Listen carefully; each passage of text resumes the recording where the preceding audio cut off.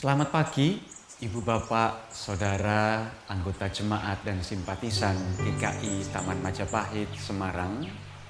Kembali pada hari ini, Senin 19 Oktober 2020, kita bersama-sama dalam pelayanan firman Tuhan, pelita bagi kakiku. Sebelum kita membaca, mendengar dan merenungkan firman Tuhan, mari kita berdoa terlebih dahulu. Mari kita berdoa. Bapa Surgawi, kami bersyukur kepadamu untuk waktu pada pagi hari ini. Engkau izinkan kami untuk kembali memulai kehidupan yang baru dengan berkat yang baru yang dari Tuhan. Oleh karena itu, ya Bapa Surgawi, kami mau memulainya dengan membuka telinga, pikiran, dan hati kami untuk Tuhan bentuk menjadi bejana yang Tuhan boleh pakai menjadi alat di tangan Tuhan, sehingga sungguh hidup kami boleh menjadi berkat. Karena itu ya Bapa Surgawi, berkata-katalah kami siap untuk mendengar. Kami memohon pertolongan Roh Kudus hanya di dalam nama Yesus Kristus, Sang Firman kehidupan itu. Amin. Ibu Bapak, Saudara yang terkasih dalam Tuhan Yesus Kristus, renungan kita pagi hari ini secara leksionaris terambil dari kitab Wahyu pasalnya yang ke-18, ayat yang pertama sampai dengan ayat yang ke-10. Akan saya bacakan demikian firman Tuhan. Kemudian daripada itu aku melihat seorang malaikat lain turun dari surga. Ia mempunyai kekuasaan besar dan bumi menjadi terang oleh kemuliaannya. Dan ia berseru dengan suara yang kuat, katanya, sudah rubuh Babel, kota besar itu, dan ia telah menjadi tempat kediaman roh-roh jahat dan tempat bersembunyi semua roh najis dan tempat bersembunyi segala burung yang najis dan yang dibenci, karena semua bangsa telah minum dari anggur hawa nafsu cabulnya, dan raja-raja di bumi telah berbuat cabul dengan dia. Dan pedagang-pedagang di bumi telah menjadi kaya oleh kelimpahan hawa nafsunya. Lalu aku mendengar suara lain dari surga berkata, pergilah kamu, hai umatku, pergilah daripadanya supaya kamu jangan mengambil bagian dalam dosa-dosanya, dan supaya kamu jangan turut ditimpa malapetaka-malapetakanya, sebab dosa-dosanya telah bertimbun-timbun sampai ke langit, dan Allah telah mengingat segala kejahatannya.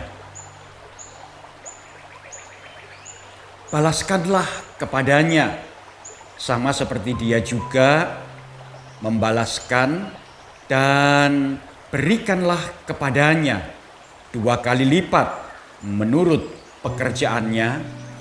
Campurkanlah baginya 2 kali lipat di dalam cawan pencampakannya. berikanlah kepadanya siksaan dan perkabungan sebanyak kemuliaan dan kemewahan yang telah ia minum. Sebab ia berkata di dalam hatinya, "Aku bertahta seperti ratu. Aku bukan janda, dan aku tidak akan pernah berkabung."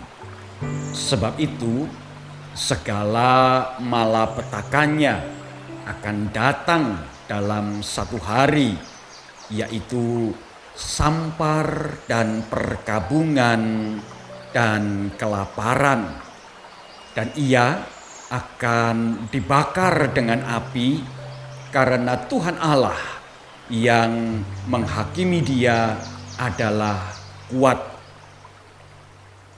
Dan raja-raja di bumi yang telah berbuat cabul dan hidup dalam kelimpahan dengan dia akan menangis dan meratapinya apabila mereka melihat asap api yang membakarnya. Mereka akan berdiri jauh-jauh karena takut akan siksaannya, dan mereka akan berkata, "Celaka, celaka engkau, hai kota yang besar, Babel, hai kota yang kuat, sebab dalam 1 jam saja sudah berlangsung penghakimanmu." Sampai sedemikian jauh pembacaan firman Allah. Yang berbahagia ialah kita semua yang boleh dengan setia mengerjakan firman Tuhan ini dalam hidup setiap hari. Haleluya. Ibu bapak, saudara yang terkasih di dalam Tuhan Yesus Kristus. Kitab Wahyu ditulis pada masa-masa di mana orang-orang Kristen mengalami penganiayaan yang dahsyat dari pemerintah Romawi.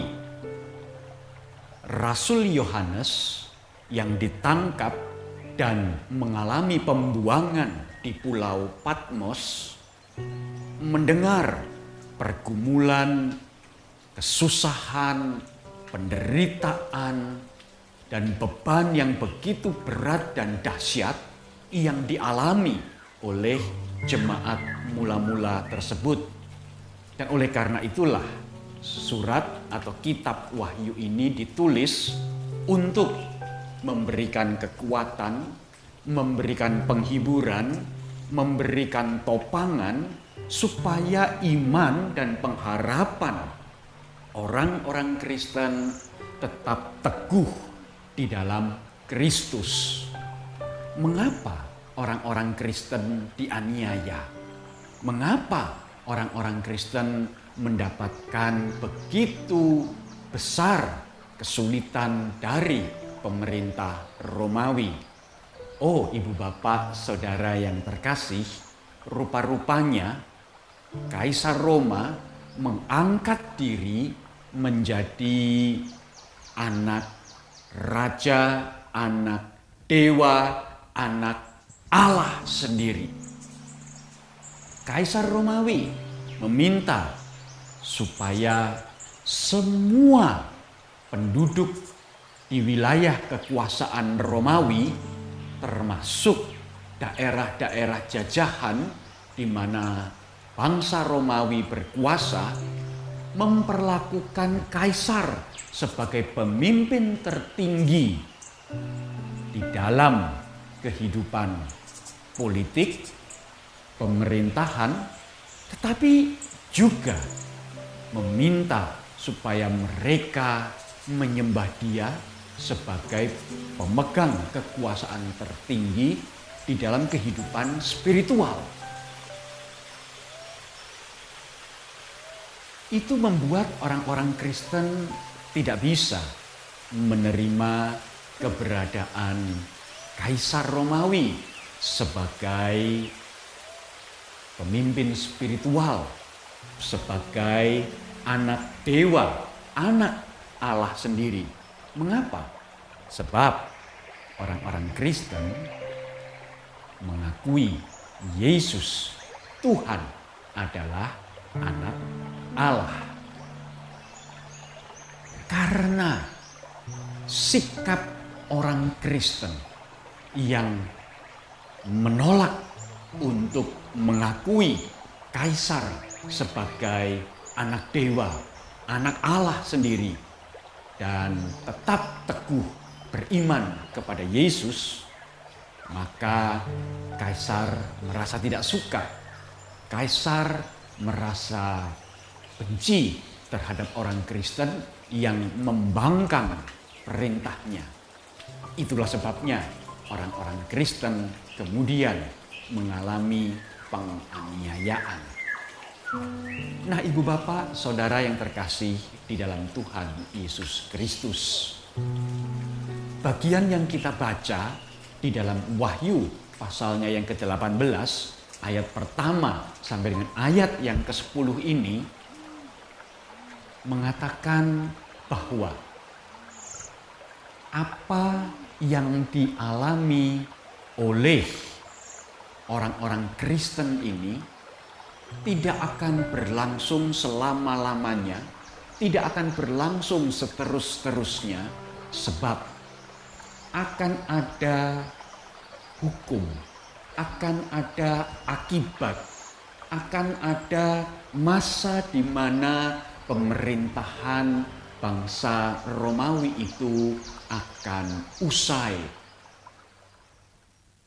Penulis kitab Wahyu, yaitu Rasul Yohanes yang dibuang di Pulau Patmos, menggambarkan kekuasaan Kaisar Romawi ini sebagai pemerintah Babel. Dan oleh karena itu, surat Wahyu pasal 18 ini mengatakan, sudah jatuh, sudah jatuh, sudah rubuh Babel, kota yang besar itu.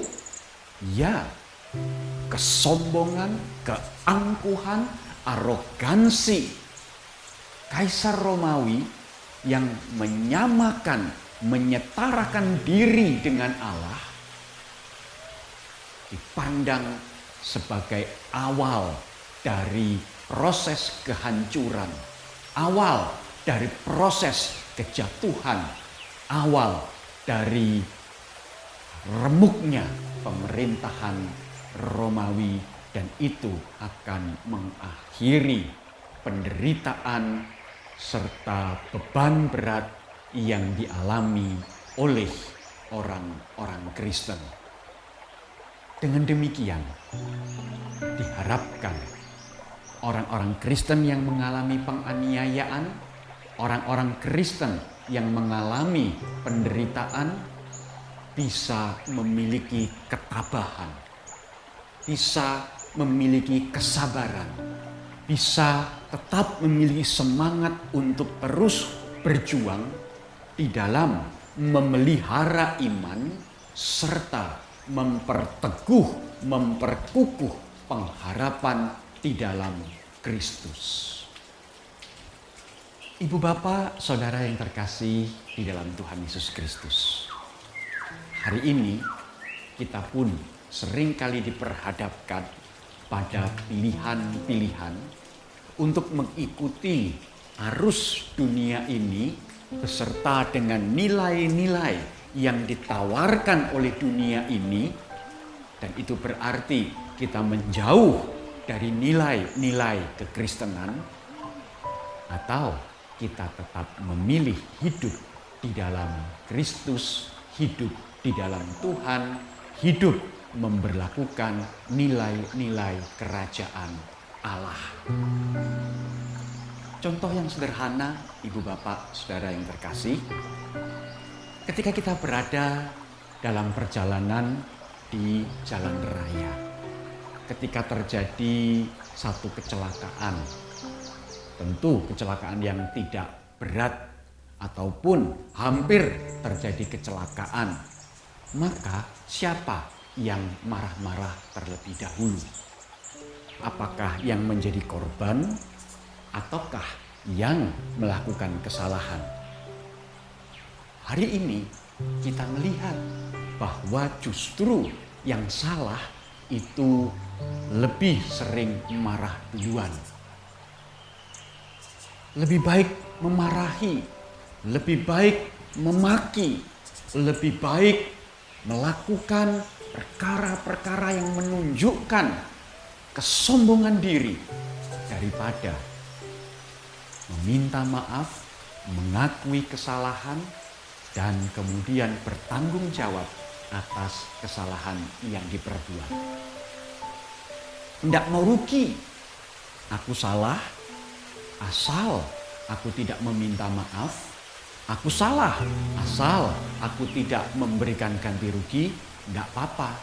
Yang penting aku menang. Yang penting aku bisa tetap berada di atas angin. Tidak peduli apakah orang mengalami kesusahan atau tidak. Itu nilai-nilai dunia yang pada hari ini berlaku di sekitar kita. Tetapi bagaimanakah sikap kita sebagai orang Kristen?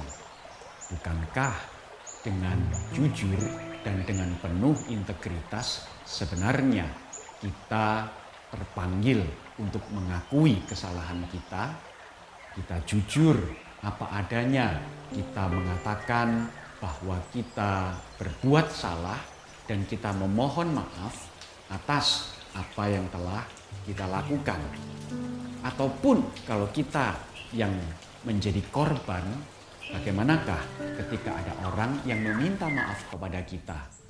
Apakah kita tetap mengikuti nilai-nilai kekristenan yang mau memberikan maaf, mau memberikan pengampunan kepada orang yang telah bersalah kepada kita?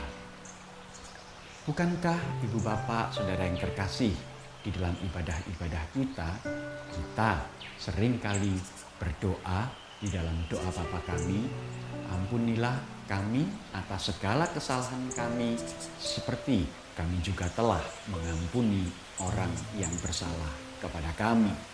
Itu salah satu nilai kekristenan, nilai kerajaan Allah yang kita mau lakukan. Oleh karena itu, mari Ibu Bapak Saudara yang terkasih, kita betul-betul mendapatkan hikmat dari Tuhan.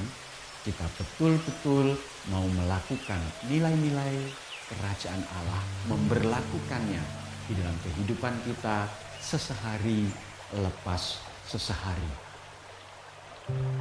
Amin. Sekarang mari kita berdoa.